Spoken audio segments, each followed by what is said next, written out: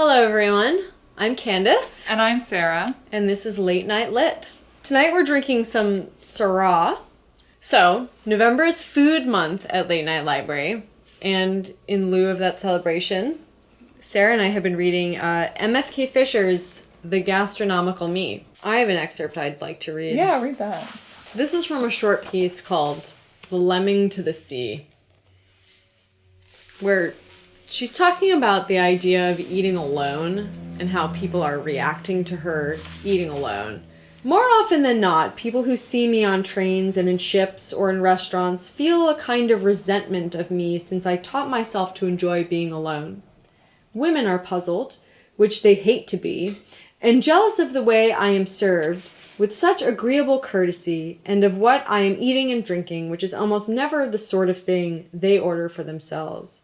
And men are puzzled too, in a more personal way.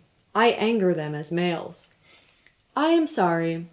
I do not like to do that or puzzle the women either, but if I must be alone, I refuse to be alone as if it were something weak and distasteful, like convalescence.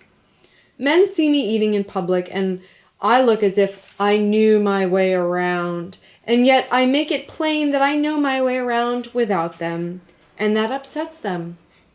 I know what I want, and I usually get it, because I am adaptable to locales. I order meals that are more typically masculine than feminine, if feminine means whipped cream and cherries.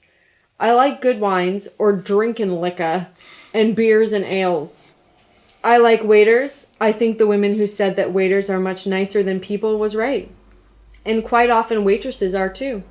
So they are always nice to me, which is a sure way to annoy other diners whose soup quite often they would like to spit in. What a delightful woman. She's just wonderful. She's like the 90-year-old great aunt you always wanted but maybe didn't have, who took you out when you got your period and was like, don't listen to the boys in your class, sweetheart. My fourth husband, Morty, really taught me about female pleasure. Now, what are you going to have? I recommend the crepes. Not the whipped cream and cherries. No. Have a little liquor. It won't hurt you none. Maybe less New Yorkie than that, yeah. But I mean, you get my drift. She's just she's done it. She's been around. She does not care. Let's also talk about how this woman will eat anything. Yeah.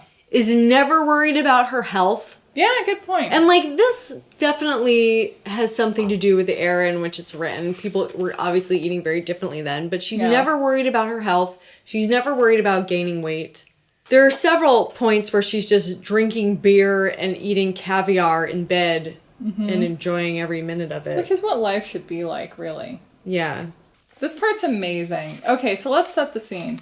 She and Al, her first husband, this is before Al became passé, are living in Dijon in a boarding house with a lot of crazy characters. And a girl named Maritza, who's German, moves in, and she has this romantic fixation on this other German guy who's very sort of officious and cold. And M.F.K, Mary Frances, doesn't really get it. And so she comes in and she finds the officious German guy sort of sitting and enjoying a meal. And then she sees Maritza lying on the bed. And it goes, I went reluctantly inside. The room was bright with light from an enormous bulb that hung unshaded over the middle of the big bed. I went quickly to the curtains and covered all the windows, like a fussy old nursemaid or like a mother protecting her daughter's modesty, for Maritza was lying there in that light, naked except for a few crumbs and grape skins on her belly. And she's like in this hysterical breakdown because she's so aroused by this guy she's in love with. Maritza, not Mary Frances, she's above that. And the guy has been sitting at a table eating these little cakes and grapes and sort of flinging crumbs and grape skins onto Maritza's belly. Onto Maritza's naked body. What is wrong with her? Mademoiselle Nankova, Monsieur Clore, is suffering from an extreme sexual overexcitement. Those were my words, which sprang unsought into my furious brain. Yes, they rolled out magnificently. Une surexcitation sexuelle.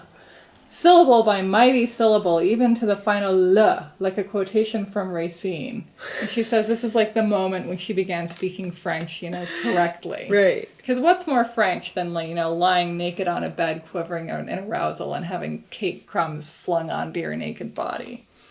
I mean, know. Obviously I've never been to France. I've been to Quebec and Yeah, that doesn't count. well, you just got like crepe crumbs flying on your naked body. Really, what I guess I liked about this book was that it's like a gourmand's approach to food, obviously, but also to life, where it's like you go to some countries, you sample some weird experiences, you fall in love, you just sort of, you're well-traveled. You just sort of go around and try things out. And just understand the world through consuming experiences and not through, marrying Al and never going anywhere. It's a memoir, clearly, but it's not approached in the same way memoir is approached now. It's more about food and about other people through her lens, as opposed to about her and how she changed and grew as a person. She's very disinterested in herself. But we do get an amazing sense of, I feel like I could pick her out in a crowd. Oh, absolutely. Yeah, she has such a strong voice, but she's not, this is not about how M.F.K. Fisher became herself or overcame something or, learned something about herself. It's like, we already get that. She already begins this with that really strong sense of self. It's more just about people. It's sort of male in that way, where like a memoir written by a woman tends to be like, and then I had this experience and it changed me in this way and I had these feelings. And if you read kind of like the male written travelogue, especially of like this era, it's like, and then I had an interesting experience in India and went to Tibet and smuggled the clarified butter or ghee out of the country. Ghee. Yes. You've been eating ghee. I have been eating ghee. You haven't smuggled any though. No, the kind of, you don't know that. but like the sort of adventure narrative of, like polar explorers, like, and then we met up with the Inuit. It's Such not a about charming feelings, little people. It's not about like how my travel experiences changed me. Like she does talk a lot about her sea voyages. It's like the anti-eat, pray, love, because I'm like, and then I went to India and I meditated and I ate, whatever the fuck she ate, I don't know. And then I thought at the end of the day, aren't we all trying to reach inner peace in some way or another? And it's like, no, we're just trying to reach checks, bro. We get there and then we move on. Yeah, your husband dies or your boyfriend. Life goes on. You eat alone and you fucking enjoy it. You eat alone and you die alone. It's true. And you're born alone, but mainly eating and death. Now we're getting just into stoner talk, really. Yeah, but we really should probably cut this. Yeah. I'm just gonna make We're shit gonna up offend here. some people who know a lot about wine, like M.F.K. Well, Fisher, I think we offended who knows people a lot about wine. last month. We're like, Stephen King is a good writer, goddammit, fuck you. He is, and we're sticking to that.